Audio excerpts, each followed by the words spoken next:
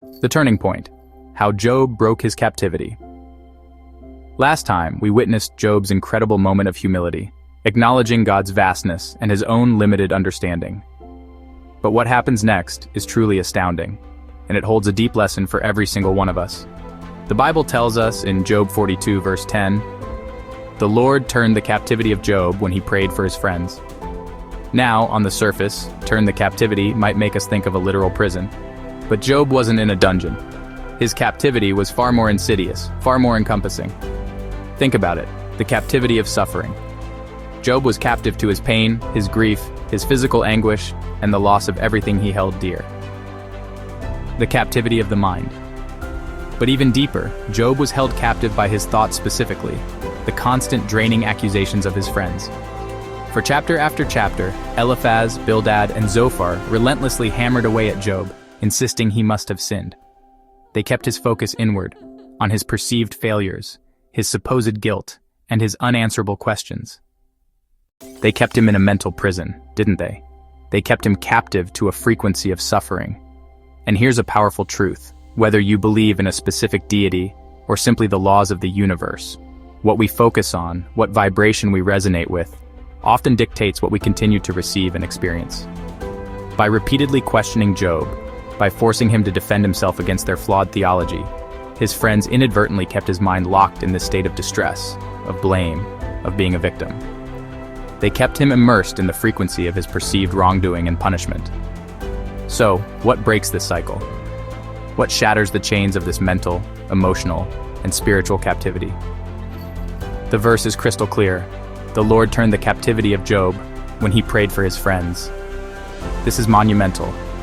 When you are in deep pain, when you feel wronged, misunderstood, or abandoned, the natural human tendency is to curl inward, to become consumed by your own suffering. It's incredibly difficult to let go of that self-focus. But Job did the unthinkable. He was commanded by God to pray for the very people who had added to his suffering, who had misjudged him, who had kept him in that mental captivity. And in that act of self-forgetting love and forgiveness, something profound shifted. When Job lifted his voice to intercede for his friends, those who had kept him bound in their accusations, he effectively changed his own internal frequency. He shifted from focusing on his own pain and being wronged to an act of compassion, generosity, and forgiveness for others. It was an act of grace that transcended his own suffering. And this is precisely why God chastised the friends so sharply in the verses just before this. He told them, "You have not spoken of me what is right, as my servant Job has." Their unright speech wasn't just a theological error, it was actively detrimental to Job's healing.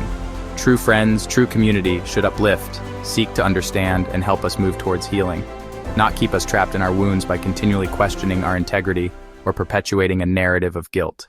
By commanding Job to pray for them, God wasn't just showing his friends grace. He was providing Job with the ultimate pathway out of his own inner prison.